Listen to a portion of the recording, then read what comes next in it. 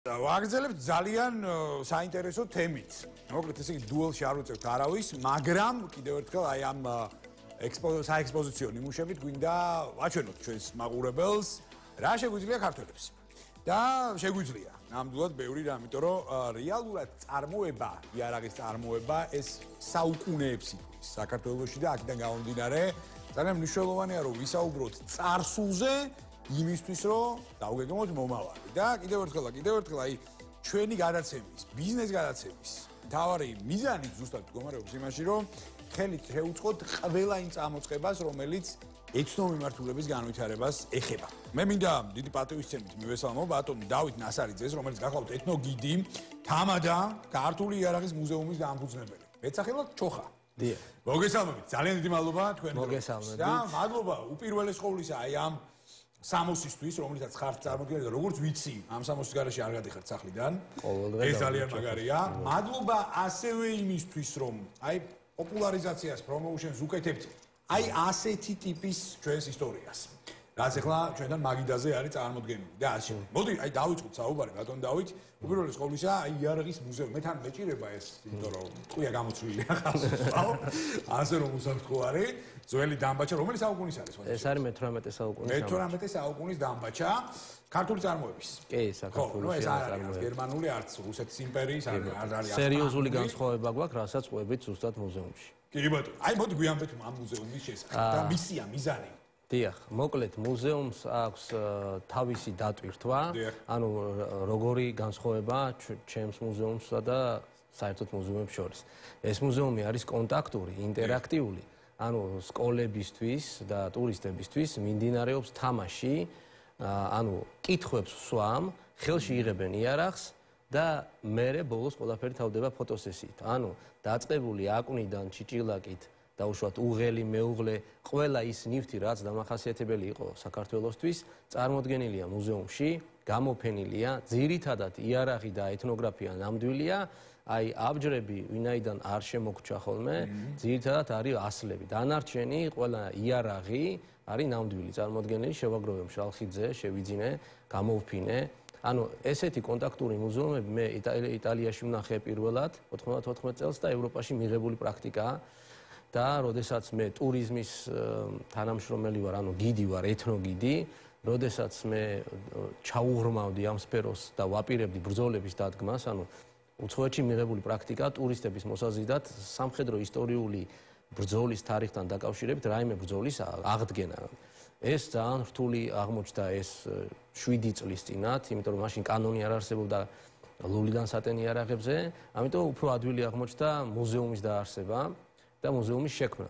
მუზეუმი არის სხვა რამოდენიმე განყოფილებით, იქ არის სამხედრო ისტორიული მინიატურა, ანუ ბავშვობაში ყველას ჰქონდა ჯარისკაცუნები და ჯარისკაცუნებით დაიწყო ჩემი სიყვარული ისტორიის მიმართ. ანუ მე სოხუმიდან ვარ და სოხუმიდან გამოყვა რამოდენიმე ჯარისკაცი და იქიდან დაიწყო ეს მინიატურების მიმართ სიყვარული. მერე უკვე ეთნოგრაფია, ვინაიდან ჩვენი ნივთები ყველაფერი დაგვრჩა აფხაზეთში და მე არ გამოვყვა, მე მომიწია ამ ყველაფრის შეგროვება და ჩემი ნივთები ეს იყო ჩოხა და 1.50-მდე ხანჯალი. და ხანჯლები ძალიან ბევრი გვაქვს, ანუ ხანჯლის შოვნა ძველის ჯერ კიდევ შესაძლებელია, ხო? ეს მე-19 საუკუნის ხანჯალია და მერე უკვე ნელ-ნელა გადავწყვიტე ამ ნივთების მუზეუმისთვის ჩუქება. უბრალოდ იქ ისეთი რაღაც მოხდა, რომ ამიხსნეს, რომ აი ასეთ გაუფორმებელ ნივთებს არასდროს არ გამოფენდნენ. ანუ ესენი მოხდებოდა საცავში და თუ არის აი მოოქროვებით. ანუ თავიდან რო გითხრათ, ანუ ამისი ექსპოზიცია არ მოხდებოდა? და რატო? არა, იმიტომ რომ ეს უნდა იყოს აი რაღაც ძალიან სპილოს ძვლით, ძალიან ზარნიშით, ძალიან მაგარი გაფორმებით და ძირითადად ასეთი ნივთები არის მუზეუმის საცავებში. მე კიდე გადავწყვიტე წავსულიყავი უფრო თანამედროვე გზით, კონტაქტური მუზეუმის გზით, უფრო ჩაუღრმავდი. მაშინ ახლა ეგეთი ChatGPT და Gmail არ იყო. სხვათა შორის ეხლა დამეხმარა, შუდის არის დავამატე ისრის როლა. ადრე არ იყო ეგეთი რაღაცები, უბრალოდ გადავხედე YouTube-ს, ინტერნეტს, რა ნაბიჯებს დგამდა მაშინ სოფლიო, ეს იყო 8 წლის წინ და გადავწყვიტე მუზეუმის გახსნა. კონტაქტური მუზეუმის, პირველი მუზეუმი ანჩისხატში გავხსენი, მერე უკვე გადავდიოდი, ვინაიდან სადაც ქირითა ვარ და სადაც მეძლეო საშუალება ვიარსებო, იქ ვიღებ სკოლის მოსწავლეებს, იქ ვიღებ ტურისტებს, ასევე იქ სამოსებია და არა მარტო სამოსები, ჩოხები, მაგალითად ხევსურული ტალავარი, გურული ჩაქურა, არამედ იქ არის ჯაჭვის პერანგები და სხვადასხვა პერიოდის აბჯრები. დაწყებული მაგალითად ბერძნული, რომაული, ქართული, წმინდა გიორგის პერიოდის, იმიტომ რომ ლამილაური ფირფიტოვანი აბჯრები სულ სხვანაირია ვიდრე მაგალითად აი მე-16-მე-19 საუკუნეში უფრო სხვა ტიპის აბჯრები იყო ბექთარები და ჯაჭვის პერანგები და იქამდე იყო ფირფიტოვანი აბჯრები და ასლები მეგობრები გავიჩინე, ვინაიდან საქართველოს ამ კუთხით ტურიზმში, ეთნოტურიზმში და სამხედრო ისტორიულ ტურიზმში ძალიან ჩამორჩება. ჩემი ოცნება დღემდე რჩება მაგალითად აი ზარბაზნიდან გასროლა ბრძოლის დადგმა, იმიტომ რომ მაგალითად ჩვენ ძალიან კარგად შეგვიძლია იმ ეპოქების გამოყენება და ფინანსების მოზიდვა ქვეყანაში, მაგალითად იმიტომ რომ უცხოეთში ყველაზე პოპულარული ესაა რომის ბრძოლების დადგმა, რომაელები ჩვენთან იყვნენ, ვიკინგები სასირეთის ბრძოლა ჰქონდა და ნაპოლეონიკა. ნუ ნაპოლეონის ეპოქა არის ერეკლე და პეტრე ბაგრატიონი. ბატონო დავით, ესე იგი ეხლა მე მინდა თეთრი შურით ვახსენო გერმანელების შესახებ. არ თუ დიდი ხნის წინ, დაახლოებით 2-3 თვის წინ გავხდით შტუტგარტში და შტუტგარტის სიახლოვეს არის ეს პატარა დაბა ტუპინგენი, ამ ტუპინგენში არის ძველი მე-18-მე-17 საუკუნის, აღარ მახსოვს ზუსტად რომელი საუკუნეა, სასახლე, ჰოფენზოლერნის სასახლე. ესე იგი, ამ სასახლეში შესვლა და ჩემი კულტურული შოკი იყო ერთი. რა გულისხმობ? აი ეს ქვემეხები ზუსტად, ეხლა თუ შეიძლება რომ მომაწოდოთ, ვანახო მაყურებელს რაზე მაქვს საუბარი. აი ეს ქვემეხები, ოღონდ არა მინიატურული ქვემეხები, ნამდვილი ქვემეხები.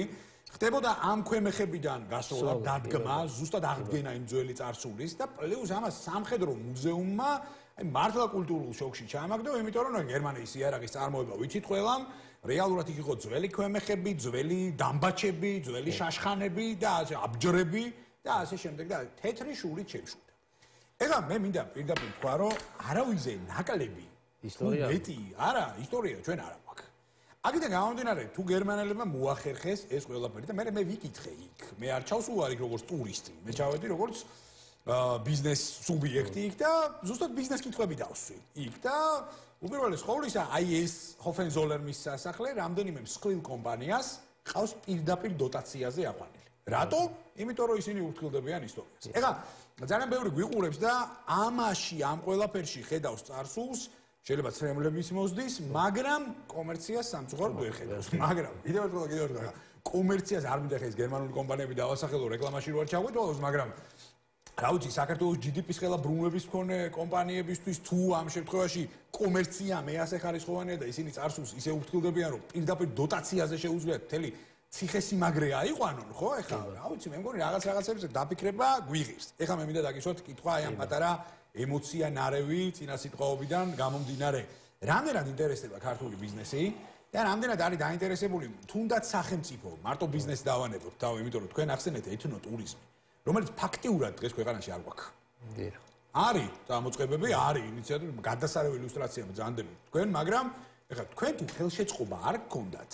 ეხლა კი, გააგრძელებთ ამას, დარწმუნებული ვარ თქვენი შემართებით. მე ენთუზიაზმით და ასე ამას გააგრძელებთ, ბოლომდე მიიყვანთ, მაგრამ ხელშეწყობა მაინც არის საჭირო. მე მაინტერესებს, აი რა გჭირდებათ დღეს იმისთვის, რომ ეხლა შეიძლება ჰოფენზოლერმი ხვალ ვერ გავაკეთოთ, მაგრამ დარწმუნებული ვარ ამას დრო მოიტანს, ხო? თუ ახლავე არ დავიწყეთ, თუ ახლავე ჩავყარეთ უბრალოდ საფუძველი, რა გჭირდებათ? პირდაპირ გადავიდეთ საწყის ეტაპზე ეს არის, რა თქმა უნდა, ფართი, იმიტომ რომ საქართველოს მოდით ესე ვთქვათ პირდაპირ რა, საქართველოს ეროვნული სამხედრო მუზეუმი არა აქვს, ასევე ღვინის მუზეუმი არა აქვს, ანუ სახელმწიფო დონის, ანუ სახელმწიფო რასაც თვითონ, ახან სახელმწიფო ვერ აკეთებს, ამას აკეთებს კერძო, მაგრამ თუ კერძო აკეთებს, მაშინ უნდა ქონდეს ფინანსური დახმარება.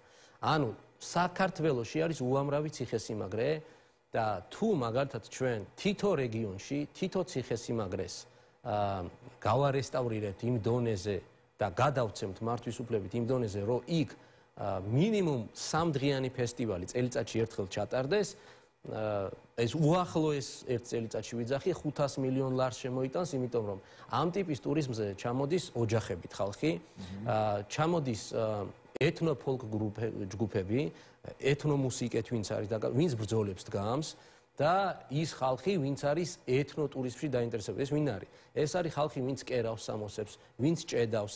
ამათ აქვთ ძალიან დიდი, ესე ვთქვათ, გილდიები, საძმოები და აქვთ თავისებური გაერთიანებები, რომლებიც ერთმანეთში ბრძოლებს დგამენ და ერთმანეთს ეჯიბრებიან ბრძოლაში. პარალელურად რა შეიძლება განვითარდეს იმ რეგიონში, რა თქმა უნდა, თუ ეს ფესტივალები ჩატარდა, იქ ოღონდ საკვების წარმოება უნდა ხდებოდეს ძველებური სტილში, იმიტომ რომ იქ მაქსიმალურად ცდილობენ, რომ აი დაიცვან ყველაფერი, ანუ ნაჭერიც კი ძველ სტილზე იყოს დამზადებული, ხელით იყოს ნაკერი, იარაღი ნაჭედი იყოს ხელით და აი ამას აქცევენ ძალიან დიდ ყურადღებას რა, აი მაგათაც ხა უცხოელები რო ჩამოდიან, ვინც მე მთავაზობს თანამშრომლობას, იმათ გონიათ რომ იგივე ხდება რაც უცხოეთში ჩვენთან და აი მე გვეუბნება რომ ერთი 10 კაცი ჩამოდითო რაღაცა და სამწუხაროდ ჩვენთან ახლა პირველი პრობლემები დავასახელოთ, ეს არის ის რომ სახელმწიფო ძეგლები, ციხესიმაგრეები არის ყველაზე დაუცველები და ამას სჭირდება მიხედვა, გზები მიყვანილია, მაგრამ ინფრასტრუქტურა რომ ციხესიმაგრეში რაიმე ფესტივალი ჩატარდეს, ამას ყავდეს პატრონი ერთი-ორჯერ იყო, მე არ მოვიტყუები, იყო მცდელობა კორონამდე თელავს ჰქონდა და მცხეთას ჰქონდა. კორონას მერე ჰქონდა სურვილი, რომ რაიმე გაეკეთებინა, მაგრამ მცხეთას აქ ძალიან ბევრი აკრძალვა, მაგალითად და ვერ გადადგეს ნაბიჯები სამწუხაროდ, აი თელავმა ფინანსები ვერ მოიძია. მაგრამ მაშინ 100,000 ლარი რო ჩაედოთ, იმიტომ რომ 40 კაცი უნდა შევმოსოთ, იმიტომ რომ ბრძოლა 15 წუთზე მეც ხანს ვერ გაგრძელდება, იღლებიან. და მერე არის ცეკვა სიმღერა, მერე ის ბრძოლა, ეს რაღაცა ბილეთები ღირს და ეს არის რაღაც იარმარკის, ანუ გამოფენა გაყიდვა თან, იქ იყიდება ფუტკარი, ღვინო, ნატურალური კარაქი და მჭედლობა მიდის, დოღი არის. ამას გარდა ჩვენი ჭიდაობა გვაქვს, რომელიც ოლიმპიური სახეობა გახდა და მოკლედ აი ეს ყველაფერი უნდა ხდებოდეს ოღონდ და სამხედრო ისტორიის კუთხით. ანუ დაუშვათ გვაქვს ჩვენ აღმოსავლეთ საქართველოს ვიტყვი მარტო, ეს არის აეხლა იყო მარტყოფი ვიყავი, სამწუხაროდ გამინდის გამო ძალიან ცოტა ხალხი მოვიდა. ანუ ჩვენ ამინდის გამო შეიძლება ისტორიული თარიღი გადავდოთ. ანუ 400 წლის თავი იყო მარტყოფის ბრძოლის. აი მარტყოფი რო არ ყოფილიყო, ჩვენ რომ არ მოგვეღო მარტყოფი, კახეთს და ქართლს გადაასახლებდნენ ირანში და საქართველოს დღესდღეობით ალბათ არც იარსებდა. მოკლედ ძეგლი დაიდგა, იქ რაღაც გზა არის რაღაც, მაგრამ ამ ძეგლის დადგმას ღონისძიების ჩატარება უნდა. იმიტომ რომ წვიმა წამოვიდა, აი მაგათად ეთნო ფესტივალებზე არის გადახურული მარტო სცენა, ხალხი მაინც ესწრება, არის წვიმა, თოვლი, ქარი, ბრძოლის თარიღებზე ყინულში ატარებენ ფინელები, გერმანელები, შვედები, ისეთ ბრძოლებს ატარებენ და მინუსებში ატარებენ. ანუ მინუს გრადუსებზე. ამიტომ მე ვთვლი, რომ ჩვენ პირველ რიგში ციხესიმაგრეებს უნდა მივხედოთ და უნდა გადავდგათ ნაბიჯები, რომ ეს მართვის უფლებით, ან და ფესტივალის ჩატარების უფლებით ჩატარდეს. მეორე, კანონი შეიცვალა 2 წლის წინ ამ კანონის მიღებაში მივიღე მონაწილეობა. ლულიდან სატენი თოფები არ ითვლება იარაღად და იქ ჩაიწერა სიტყვა სამხედრო რეკონსტრუქცია.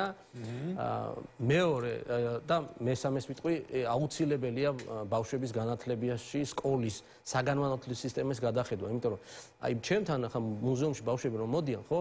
აი ჩვენ რაღაცა გამოგჩა, აი ჩვენი ასაკის ხალხმა რაც ვიცით და მშობლებმა რაც იციან, ის ბავშვებმა უკვე აღარ იციან. რატო? აი მაგალითად ბავშვებმა აღარ იციან, ვერ ცნობენ ხურჯინს. ხო მაგალითად, შიბაქებს ვერ ცნობენ, იმიტომ რომ რასაც სოფელში ვეღარ ხედავ, ზოგ სოფელიც არა გვერდ დადი სოფელში და პირველად ხედავს, აი ხურჯინი არ უნახიან, უნახია სადღაც ღონისძიებაზე თოვლის პაპას და ჩანთა რასაც გინდა იმას იტყვის, ტომარა, გუდა, მაგრამ აი უკვე სიტყვიერად ვეღარც. აი უღელს, მეუღლეს და უღელს ვერ აკავშირებენ. აი ტოლერანტობა რო გქონდა, აი ქალების მიმართ თანასწორობის ელემენტები რო. აი მაგალითად მზითვების მიტანა, მანდილის დაგდება რო ეს სუფთა ჩვენი ქალების მიმართ პატივისცემის დიდი ელემენტია, თამარი რომ მეფე ყავდა და არა დედოფალი. ეს არის ჩვენი სიმდიდრე, რასაც ჩვენ ხაზი უნდა გავუსვათ, რითაც ჩვენ უნდა მოვიზიდოთ უცხოეთიდან ტურისტები. აი რაზეც ახლა მიმდინარეობს საუბარი, აქცენტირება და აპელირება. ეს ოდითგანვე გქონდა ქართველებს. კი ბატონო. აი ამაზე უნდა გავუსვათ ხაზი, რა გქონდა მაგრამ უნდა გადავდგათ აუცილებლად თანამედროვე ნაბიჯები გქონდა ტოლერანტობა, გქონდა იარაღის კულტურა, იარაღის შენახვის კულტურა, თამადაბრძანდებით ქეიფის კულტურაც სხვანაირი გქონდა, ხო? იმიტომ რომ ქართული სუფრა ფსიქოთერაპია. მე აი ძალიან მიხარია, ქარვასლაშია ხო ეს? დიახ, სიონის 8-ია. ქარვასლაში სხვათა შორის მე და თქვენ და ძალიან მიხარია რომ აი მომენტალურად დავგეგმეთ მაშინ ეს გადაცემა.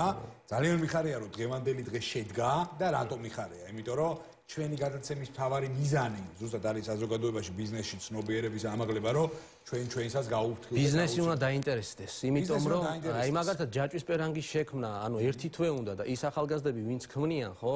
მერე ჭირდებათ რომ ეს გაასაღონ და გასაღების ბაზარის შექმნა, ხო? შეუძლია მხოლოდ ტურიზმს. მხოლოდ ტურიზმს შეუძლია ჩაადოს ამაში თანხები და აი ეს ხედვები, აი თქვენ რო თქვით, აი ციხესიმაგრეს აფინანსებს, იმიტომ რომ იმ რეგიონში ის ტურისტი ჩადის იმ ციხესიმაგრეს გულისთვის.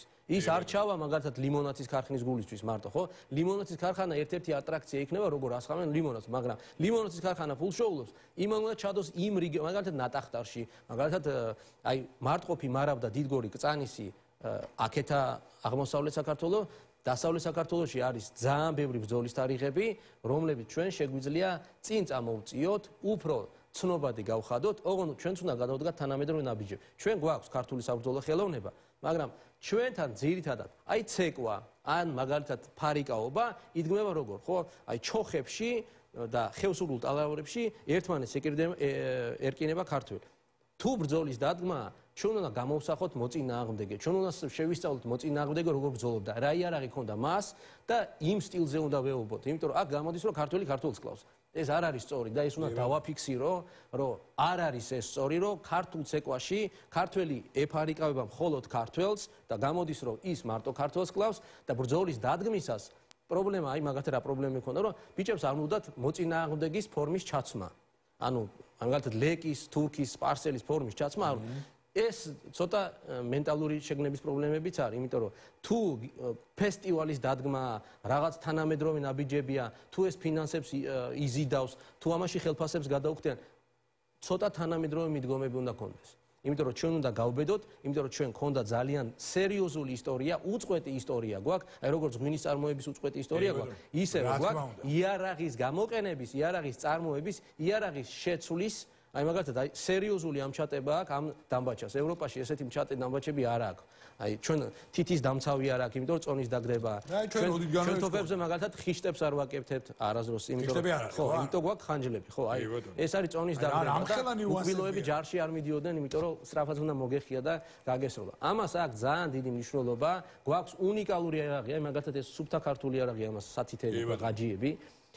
არის უცნაურობები, რაც არ ახასიათებს სხვა ერებს, მაგალითად ფარის გამოყენება მე-20 საუკუნეში.